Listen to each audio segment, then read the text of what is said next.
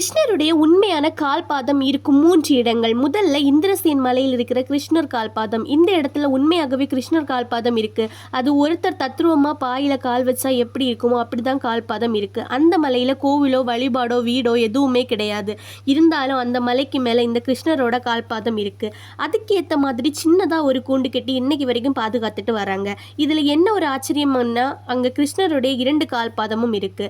2வது சாமியார் மலையில் இருக்கிற கிருஷ்ணர் கால்பாதம். அந்த இடத்துல கிருஷ்ணரோட முழு பாதமுமே இருக்கு. இதை பார்த்தா உண்மையான கால்பாதம் வச்சா எப்படி இருக்குமோ அத மாதிரி முழுமையான கால்பாதம் அங்க இருக்கு. இந்த பாறையை பார்க்க வெள்ளை கலர்ல வினோதமா இருக்கு. அந்த காலத்துல பாறை பார்த்தீங்கன்னா மணலா இருந்திருக்கலாம். அப்ப கால் வச்சுதான் இப்ப பாறையா மாறி இருக்கு. அந்த இடத்துல தான் கிருஷ்ணர் வாழ்ந்தாராம். அதனால தான் இது உண்மையான கால்பாதம் அப்படின்னு சொல்கிறாங்க. 3வது பார்த்தீங்கன்னா ஷேரான் பஹாடியில் இருக்கிற கிருஷ்ணர் கால்பாதம். இங்க இருக்கிற கால்பாதம் ரொம்பவே அரிதான கால்பாதம். அதனால இந்த கால்பாதத்துல மிகப்பெரிய கோயில் கட்டி பாதுகாத்துட்டு வராங்க. அந்த கால்பாதத்தை தினமும் ஒருத்தர் அங்க உட்கார்ந்து பாதுகாத்துட்டு இருக்காரு. எப்பவுமே அவர் அந்த இடத்தை விட்டு